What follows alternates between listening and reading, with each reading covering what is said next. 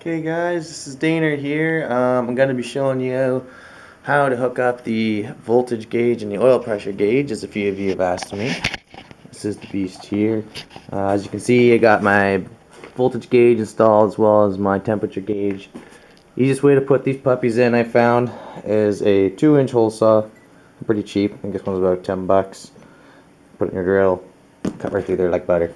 Anyways, as far as the oil pressure sensor location goes on these Oppies, I've seen on the front opposite the starter there's a little Allen plug there. I found. You take it out and I put my sensor right there, so that's measuring the oil temperature off the top of the pan, typically at kind of the hottest spot. And I kind of ran my wire up and around the outside there, up and through into my cluster of homemade wiring there, onto the signal terminal of the oil pressure gauge, oil temperature gauge, as you can see there.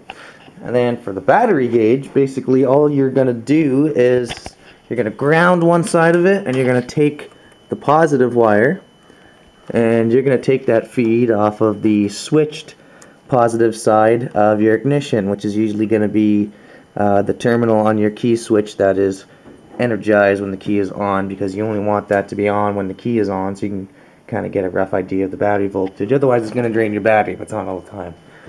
And as far as the lighting goes on these, they each are backlit. I've just taken them out and put in just green LED lights, and I've just hooked them up directly to the power, so as soon as you turn the tractor on, they come on, just because I'd rather have the light always on, just so I can keep a track of everything that's going on.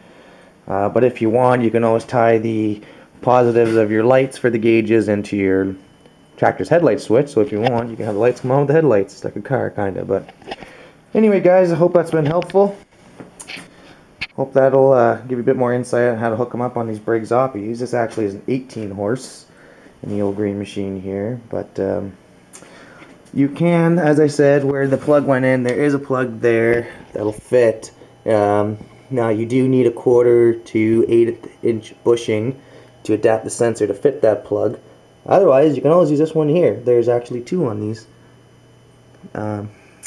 Yeah, you can use that one if you want, because the adapters that come with the gauge itself do fit that plug, but I figure I'd take it from a hotter spot, the hottest spot of the oil sump, which is right there. But in order to put it in, what I did anyways is you just need one of these little guys. No screws. 1/4 to 1/8 inch adapter, just a little bushing that goes in there, and thread it right on in, allows you to put the sensor in. But anyways, guys, like I said, hope it's been helpful. Dana here. Take her easy. Peace, man.